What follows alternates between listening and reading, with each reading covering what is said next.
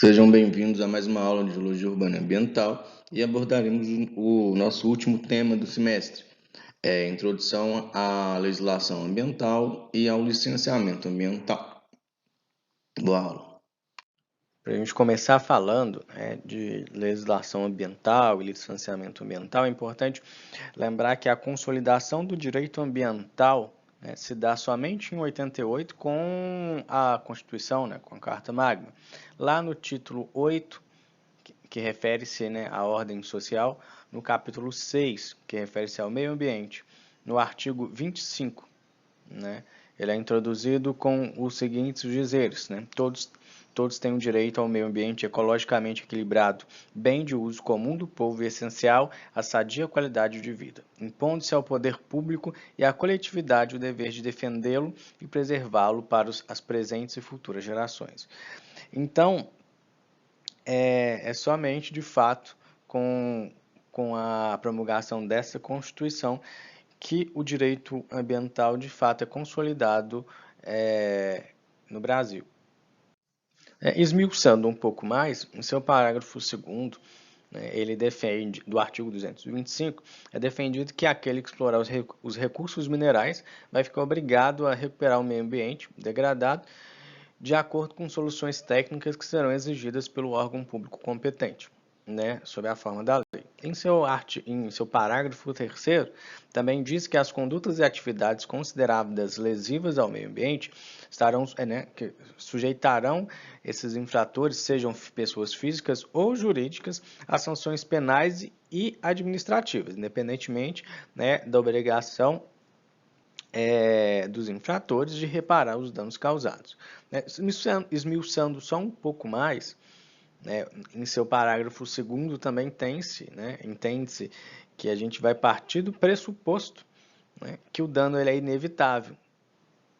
E, no entanto, vai caber ao órgão público exigir quais são os requisitos em que o dano vai ocorrer, já que o dano é inevitável, e qual é a forma de recuperação mais apropriada por aquele devido dano. E, entretanto, no parágrafo 3º não se discute a legalidade desses atos e também, mas de certa maneira, é interessante que ele deixa implícito que o reparo daquele dano ele não vai inibir algum tipo de sanção posterior.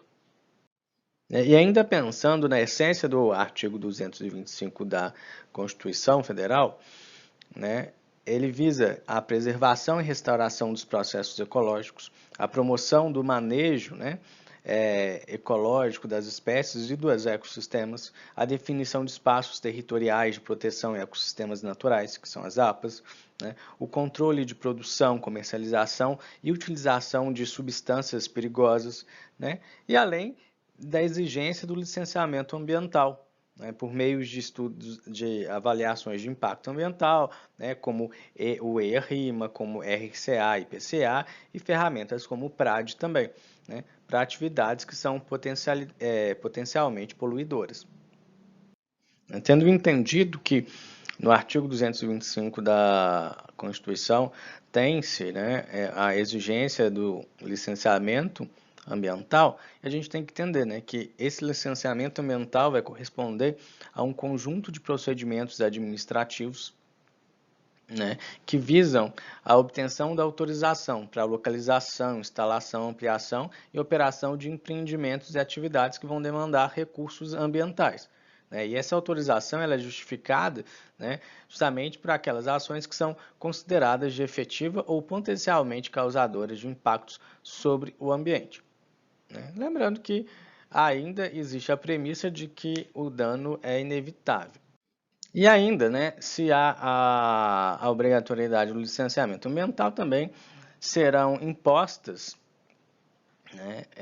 quais ferramentas e instrumentos para isso que serão impostas? Justamente a avaliação dos impactos ambientais, os AIAs, que justamente vão fornecer as informações para basear a tomada de decisão e corresponde a uma análise das consequências sociais, ambientais, econômicas, culturais e também institucionais de uma ação né, de uma intervenção sobre o meio ambiente. Essa ideia de AIA, eu imagino que vocês tenham entendido bem como funciona nas últimas aulas com a professora Ana, né? Então, corresponde, né, a AIA mais o licenciamento ambiental, né, correspondem a instrumentos essenciais para a execução da Política Nacional do Meio Ambiente, PNMA, que foi, né, uma lei aí, uma lei publicada em 1981, né, lei número 6.938 de 81, que traz, né, como ferramentas fundamentais para a execução da sua política nacional do meio ambiente. Mas vem uma questão, né? Qual foi a origem disso tudo? Qual a origem disso tudo? O que fez chegar até, né, isso ser acolhido pela Constituição e até o momento atual que o meio ambiente torna-se mais, cada vez mais, né, relevante e, de um modo geral, temos tomado cuidado cada vez maior com a nossa intervenção e os impactos, né, que nossa intervenção vai causar ao meio ambiente. Bom, então é bom entender também de onde que vem essa conversa, né, toda, de onde que surgiu essas conversas.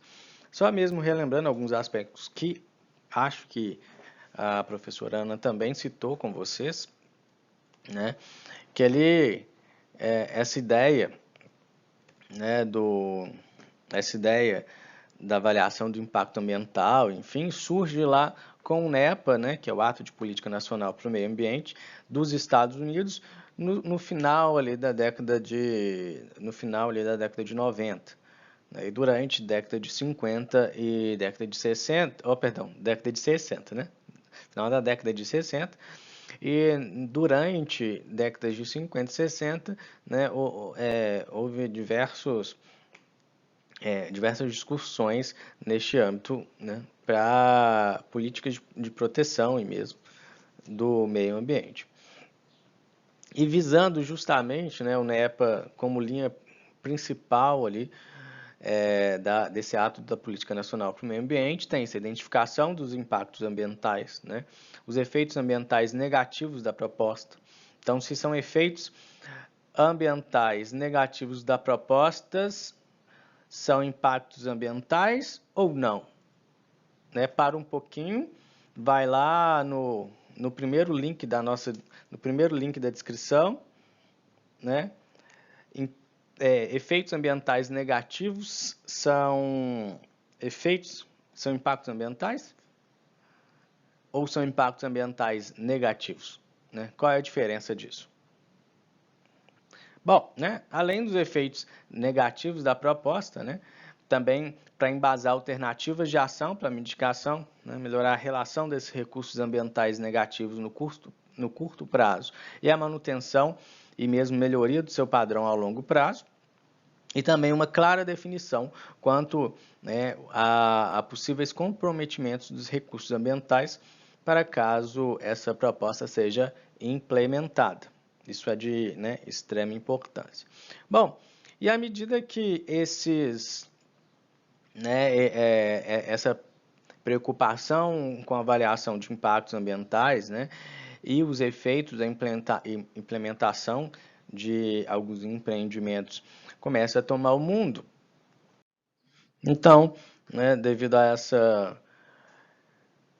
esse aumento na discussão sobre avaliação de impactos ambientais e as interferências no meio ambiente com a ação antrópica, né, tem-se lá em Estocolmo, em 1972, a primeira Conferência Mundial do Meio Ambiente, né, que justamente tinha como principal objetivo o estabelecimento de uma visão global, né, e princípios comuns que serviriam para a inspiração e orientação da humanidade para a preservação e melhoria do nosso, né, do ambiente, do meio ambiente.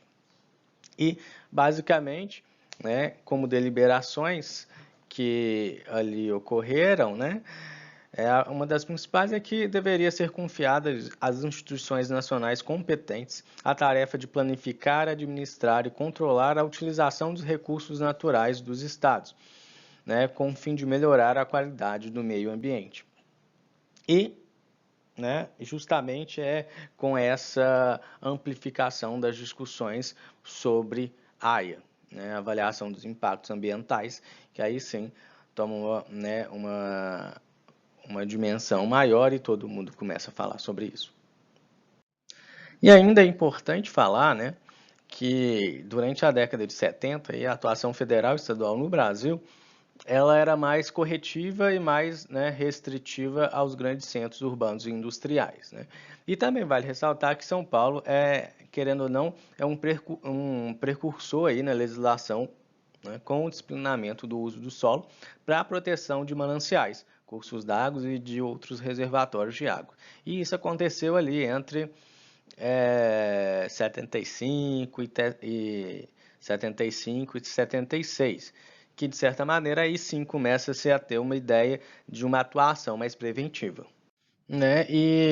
Mas é importante salientar também, que eu já estava quase me esquecendo na realidade, né, que embora tenha tido, né, essa certa vanguarda em relação a São Paulo, é importante lembrar que em 1976 a Secretaria Especial do Meio Ambiente, a Secretaria Especial do Meio Ambiente, ela é criada também, né? Então acaba que ela começa a ter esta atuação na esfera federal, que posteriormente, com a criação de outros órgãos, como o CONAMA, enfim, que ficariam todos ali submetidos à Secretaria Especial do Meio Ambiente, que então era diretamente ligada, né, ao Palácio Planalto. É importante, né, pensar que, mesmo com a criação da Secretaria Especial em 73 e algumas ações que não tinham tanto um viés de prevenção, né, como que foi essa evolução, né? A partir de quando que houve a evolução do pensamento até chegar na consolidação do direito ambiental, né? Quando ela realmente é acolhida pela Constituição Federal de 88. Bom, em 1981, o então presidente João Figueiredo, ele promulga a Lei 6.938, de 81, criando assim o Sistema Nacional do Meio Ambiente, né? O CONAMA, o Conselho Nacional do Meio Ambiente, e, por conseguinte, a Política Nacional do Meio Ambiente. Né? E essa Política Nacional do Meio Ambiente também vinha, né? Também vinha a criação de seus fins, dos seus mecanismos de formulação e aplicação. E dessa forma se instituiu, né, o cadastro de defesa ambiental. Né? Bom, e ao CONAMA compete o estabelecimento de normas e de critérios para o licenciamento das atividades que tem, né, que efetivamente vão causar algum dano ou tem potencial de causar danos. Né? E obviamente que seriam concedidos, né, para os estados e supervisionados por órgãos superiores.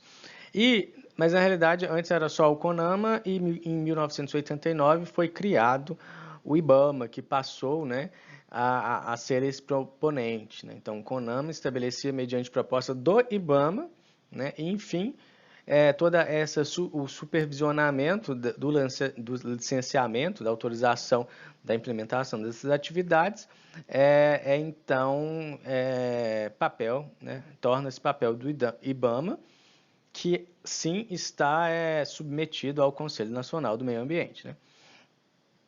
Então, isso é muito importante. E justamente com a promulgação da Lei 6.938, vêm as primeiras normas e critérios para o licenciamento ambiental. Né? Obviamente que depois tudo isso fica, né, submetido ao Ministério do Meio Ambiente, que na realidade só foi criado em 1992.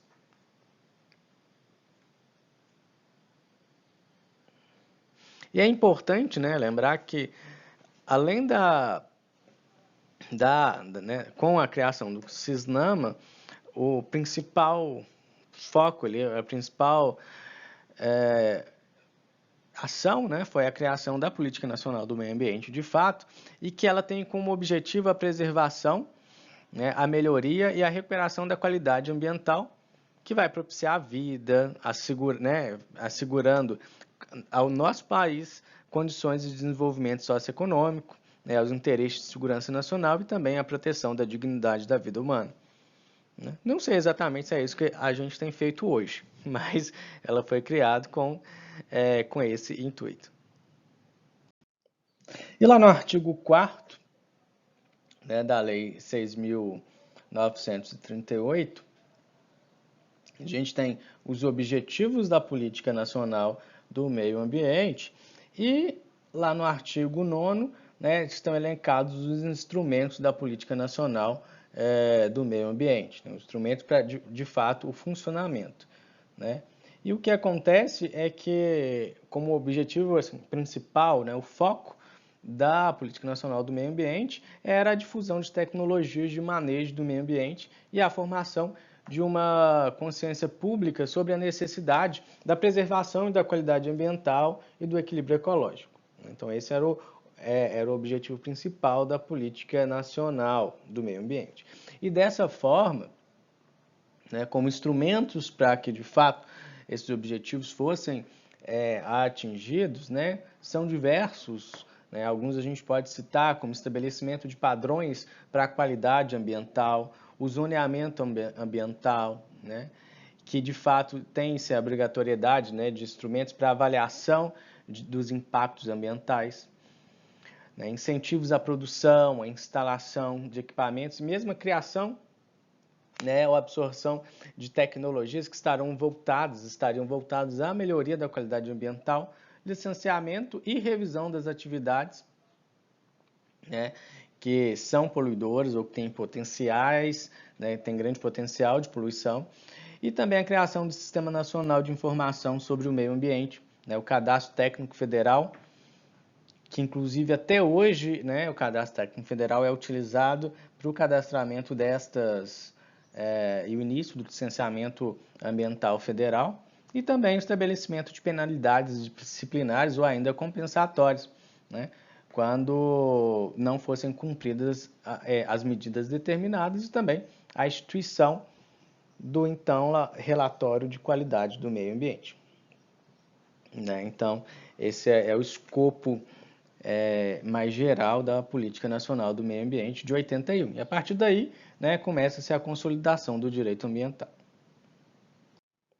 E lá no dia 23 de janeiro do ano de 1986, então, é publicada a resolução CONAMA, de número 1, né, de 86, e que visava, e essa resolução visava o condicionamento, né, do licenciamento ambiental de determinadas atividades modificadoras do meio ambiente. Então, dessa forma, em 86, os estudos, né, o EIA e o RIMA, né, o estudo de impacto ambiental e o relatório de impactos ao meio ambiente, tornam-se obrigatórios, efetivamente obrigatórios, né, para determinadas atividades. E só quero ver de novo se vocês estão se lembrando de um conteúdo que está recente na cabeça de vocês, qual é a diferença aí entre EIA e RIMA. Vamos lá, segundo link da descrição do vídeo, quero saber a diferença entre EIA e entre RIMA. Vamos saber como vocês estão.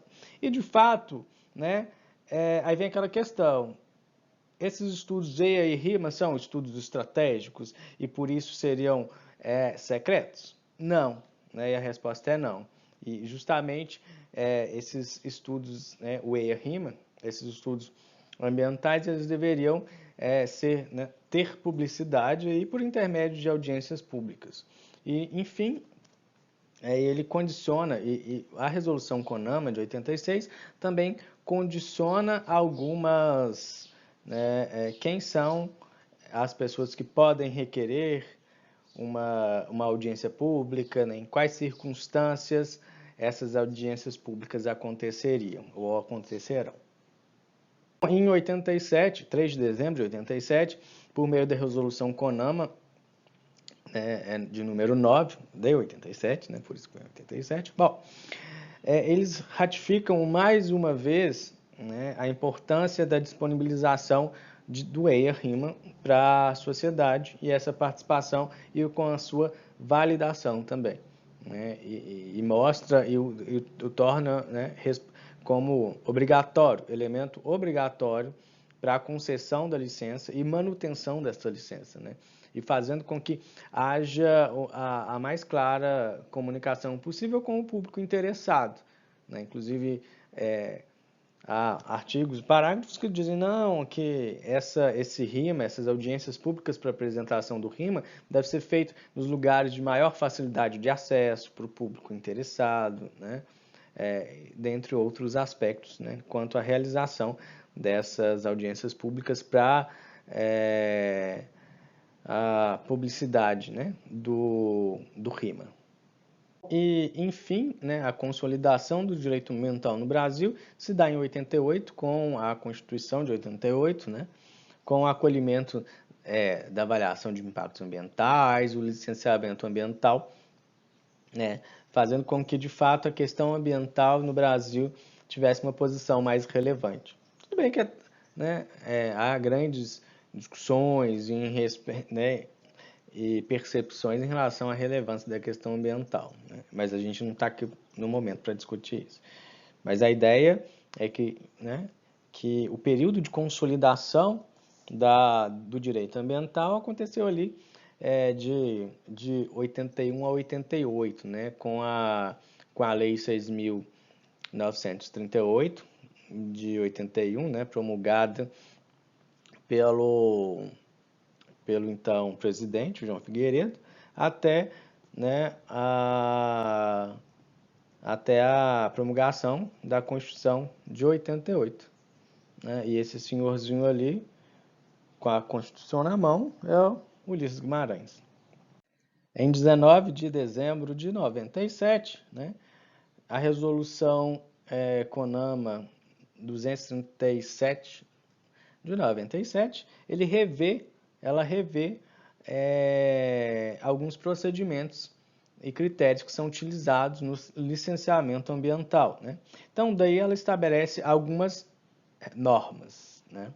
Bom, então, a regulamentação das competências, né? Então, daí tem-se a ideia das esferas de responsabilidade, né? A esfera federal, a esfera estadual, a esfera municipal. Ainda ela estabelece as etapas do processo de licenciamento, né? Quais são as etapas que devem ser seguidas, quais as licenças, né? A licença prévia, licença de instalação, licença de operação, enfim, e também menciona outros fatores que devem ser observados para o licenciamento ambiental.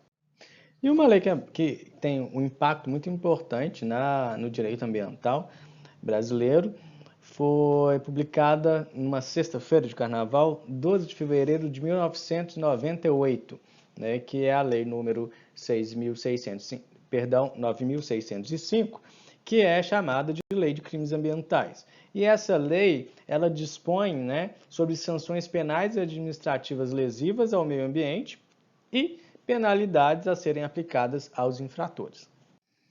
E a Lei Complementar número 140 de 2011, ela fixa normas para a cooperação da União, dos estados, do Distrito Federal e de municípios, né, em ações administrativas decorrentes ao exercício, né, de licenciamento de cada um ali. Bom, então fica competido ao IBAMA, né, o licenciamento e análise, enfim, de grandes projetos de infraestrutura que atinjam mais de um estado, né? Então, isso aí fica na esfera federal. IBAMA, né, que é um órgão que está associado ao meio ambiente e ao CONAMA, né? E novamente, e mais uma vez, né, é reiterada a importância da participação social na tomada das decisões, né, sobretudo nesses projetos, esses grandes projetos de infraestrutura, e justamente essa participação social ela vai ser ela vai acontecer por meio da realização de audiências públicas, né? Lembra lá da importância da questão, né, do RIMA ser apresentado para a população e que já vinha desde 1986, né? E que de fato é padronizado e o formato, né? E só em 87 que se tem de fato as normas de como essas audiências públicas que possibilitariam a participação social, né, por meio dos resultados do RIMA, né, do relatório de impactos ambientais. Bom, então de fato a gente está falando de RIMA, né, que eu imagino que lá atrás vocês já tenham me respondido que o EIA, né, que é o Estudo de Impactos Ambientais, ele consiste em todo o processo de obtenção e de análise das informações necessárias, né, e os dados, enfim. E já o RIMA é, de fato, né, a forma de expressão desses resultados que foram obtidos no EIA. Então, se o RIMA, né, é um relatório e é tão importante que haja uma participação social para a tomada de decisões, né, é importante a gente pensar em algumas questões, né, que podem atrapalhar essa participação social na tomada de decisão. E, de fato, não é a não realização das audiências públicas, né, visto que a realização dessas audiências públicas elas são obrigatórias para que, né, os empreendimentos, os projetos sejam licenciados. Bom, mas a questão é: quais são os aspectos prejudiciais para os RIMAs? Bom, gente, eu espero que vocês tenham entendido a minha pergunta aqui, tá?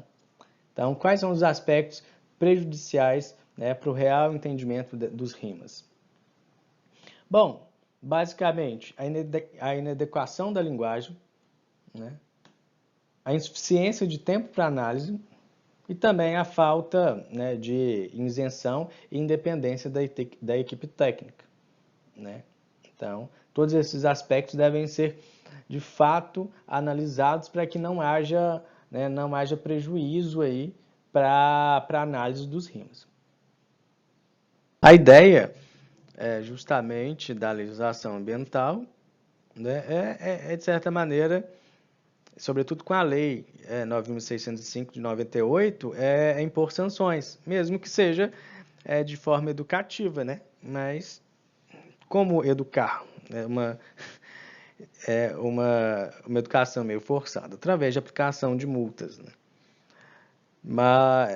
Multar os infratores. Mas a grande questão que a gente tem que observar, tomar muito cuidado às vezes, né, é como uma coisa não adianta evoluirmos com uma legislação ambiental, né, até o momento em que há uma mudança que não haja uma mudança na cabeça de quem está mentorando isso, né? Quem está fiscalizando, quem está coordenando, quem puxa a rédea dessa história toda. E a gente tem visto muito isso atualmente, né? Com o IBAMA sendo considerado, classificado como a indústria de multas, né? Com a redução das autuações do IBAMA, né? Sendo que notícia de ano retrasado, na realidade, que as autuações são as menores na última década.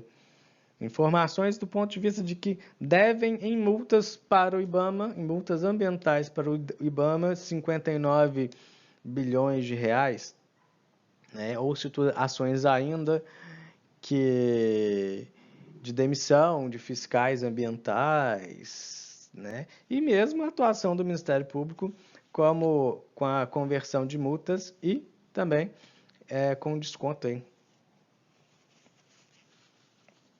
Para desconto. Então a gente tem que tomar muito cuidado para que a própria legislação ambiental não comece a sucumbir, né?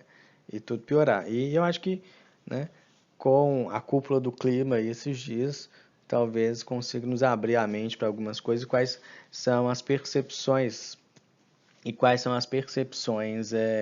quanto, né, a proteção ambiental e, de fato, ao cumprimento da legislação ambiental, como deveria ser, conforme